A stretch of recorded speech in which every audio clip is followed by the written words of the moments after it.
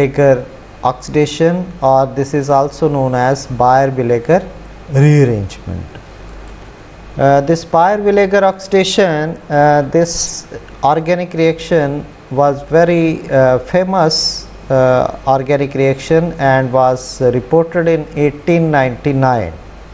So here the ketones or lactones, ketones or cyclic ketones, they are converted into esters or lactones in presence of peroxyacids or peroxides as oxidants. The basic mechanism of the reaction is that in the first step, this acidic proton from the peroxyacid is shifted to the ketone, either open chain ketone or a cyclic ketone. So this will create a positive charge on this oxygen when this proton is abstracted, and then this peroxyacid anion will attack this carbon, which will become more electrophilic because of the presence of positive charge on this oxygen, because this will attract electron density towards itself, and because of that the attack of the peroxyacid anion will take place at this carbon to give us this type of intermediate, which is known as Criegee intermediate. And then in the Criegee intermediate, this lone pair of lactones present on oxygen, they will form a carbon oxygen double bond, and one of the group present on this carbon, either R or R dash, will move to the oxygen of this peroxy group, and the carboxylate anion will be removed from this, and we will get this type of oxocarbenium ion, and a carboxylic acid will be formed from the peroxyacid, and then this oxocarbenium ion will lose one proton, and it will get converted into the product, which is our ester. So this is how ketones, they are converted into esters on reaction with peroxyacids. Now, as I have told you, there are two groups which are present on the ketone, R and R1. So which group out of those two will migrate will depend on the migratory aptitude of those two groups. And the most electron rich alkyl group, most electron rich means the most substituted alkyl group will migrate in preference to the other alkyl group. So most electron rich alkyl group will migrate preferentially, and the general order of migration of different groups is that tertiary alkyl will move faster than cyclohexyl, which will move in preference to secondary alkyl, which will move in preference to benzyl or phenyl, or primary alkyl, methyl or hydrogen. So this is among the various migratory aptitude between different types of groups. Now if our R and R1 both are substituted aryls, then migration will be paramethoxy will migrate in preference to paramethyl, paramethyl will migrate in preference to parachloro, parachloro will migrate in preference to parabromo, and parabromo will migrate in preference to paranitro-aryl group. So for example, we can see this cyclohexyl methyl ketone. So when this reaction is conducted in presence of acetic acid and m-chloroperbenzoic acid, in the first step this acetic acid will provide proton to this oxygen to get it protonated. Ketone will get protonated on reaction with acetic acid, acetate ion will be removed, and this protonated cyclohexyl methyl ketone will then react with m-chloroperbenzoic acid, attack being taken place at this carbon, and we will get this type of intermediate, Criegee intermediate, and then this will lose this proton, and here out of cyclohexyl and methyl, methyl is here, so cyclohexyl group will migrate in preference to methyl group. So this will move to this oxygen, and we will get this type of ester, cyclohexyl ester as the product, and m-chlorobenzoic acid will be formed. Then there are in case of Baeyer-Villiger oxidation, both primary as well as secondary stereolactonic effects they take place. The primary stereolactonic effect, this refers to oxygen-oxygen bond in case of peroxide group.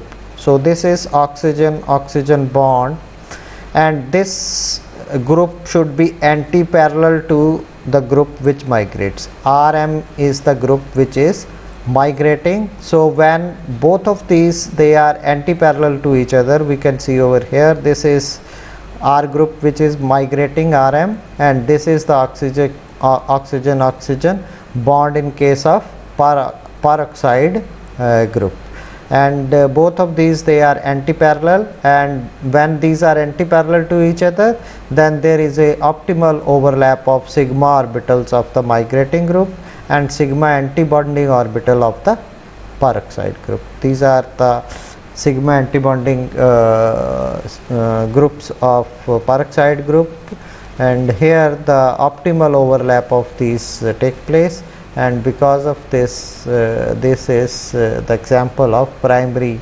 stereolactonic effect in case of Baeyer-Villiger oxidation. Whereas secondary lactonic effect, this refers to when the lone pair of the oxygen, so this is the oxygen of the hydroxyl group, so these are the lone pairs of the oxygen of the hydroxyl group. So this is anti-parallel to the migrating group. So Rm is our migrating group.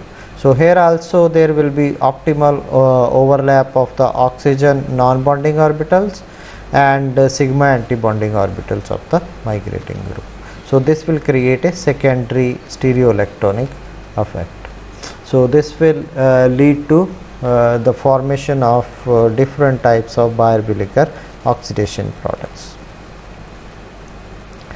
Now first report of this Baeyer-Villiger oxidation was in 1899 by these two scientists, when they used peroxymonosulfuric acid as the catalyst for conversion of the camphor into the corresponding lactone, menthone to the corresponding lactone, or tetrahydrocarbon to their corresponding lactones as the products. So all these reactions, the conversion of camphor into the corresponding lactone, conversion of menthone to their corresponding lactone, or tetrahydrocarbon to the corresponding lactone, they took place using peroxymonosulfuric acid as the catalyst, and these were the first examples of Baeyer-Villiger oxidation reaction.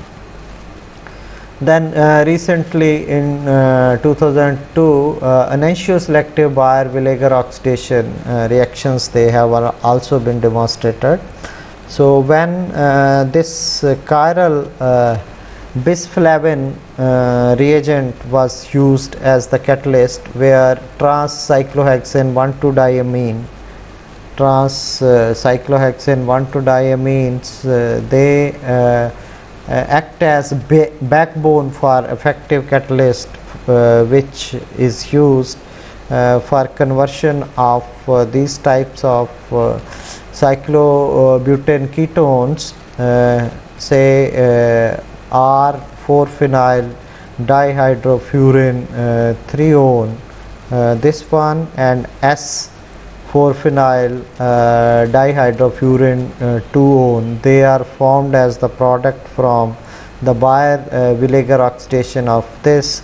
If we are using planar chiral bisflavin as catalyst, then we will get S enantiomer, and if we use this chiral phosphoric acid as the catalyst, then we will get the R enantiomer as the product. In this is having 88% EE, whereas enantiomeric excess, whereas this product formed has 63% enantiomeric excess. So these catalysts, they can lead to the formation of enantioselective Baeyer-Villiger oxidation products. Then few more examples.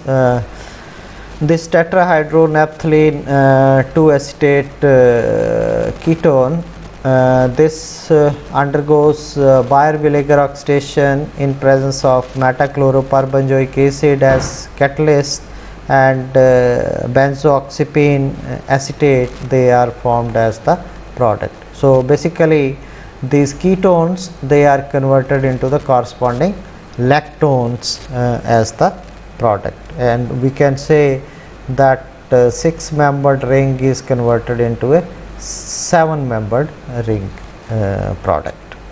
Similarly, in this case, these types of lactone based terpenoidal ketones, these are lactone based terpenoidal ketones, they react. So here this is the ketone where Baeyer-Villiger oxidation take place, and this ketone is converted into an ester when this is treated with m-chloroperbenzoic acid, and this product is formed in 60% yield.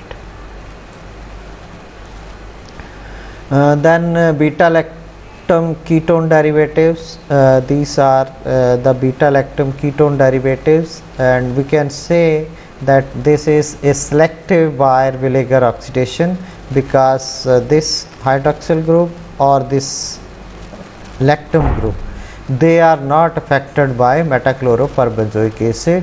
Only effect is that this ketone group is converted into an ester group, and here tertiary butyl group migrate in preference to cyclobutyl lactam group.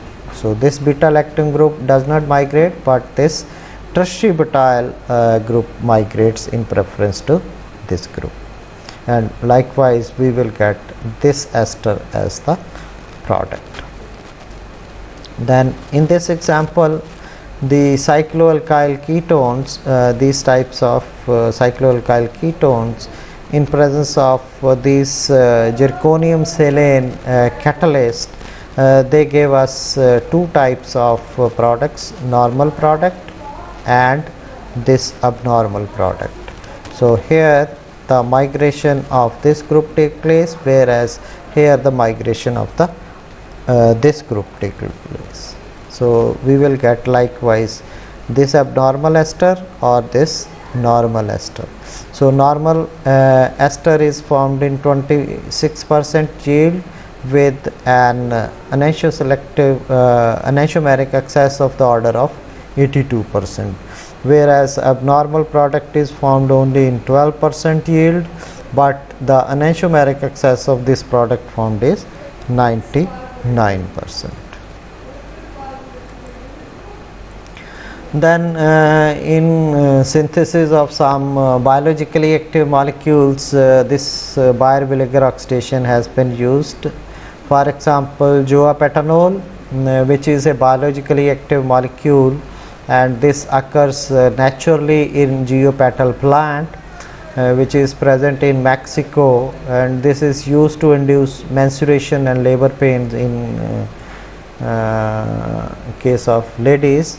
The synthesis of this joapetanol has been used as one of the steps where this type of ketone is converted into an lactone by ring expansion through m-chloroperbenzoic acid.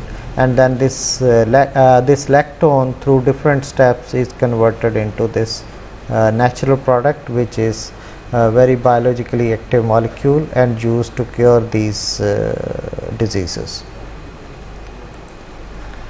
And then another is transformation of this steroid dihydroepiandrosterone. This is dihydroepiandrosterone. This is the ketone where the reaction will take place. This undergoes Baeyer-Villiger oxidation in presence of this enzyme Baeyer-Villiger monooxygenase. So in presence of this enzyme, this ketone is converted into testololactone. The ring expansion of this ketone to the corresponding lactone take place, and this testololactone is an anti-cancer agent. So again, this is very important biologically active lactone, which is produced through Baeyer-Villiger oxidation.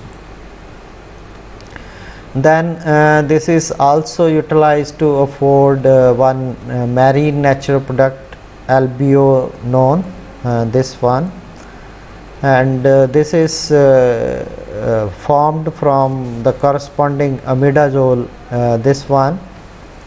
So here reaction will take place on this ketone group. So expansion of the ring at this place, this carbon carbon bond will incorporate the oxygen to give us these types of marine natural product, which are synthesized through Baeyer-Villiger oxidation using beta-chloroperbenzoic acid as the catalyst. These are the different references which have been used to prepare this lecture. Thank you very much.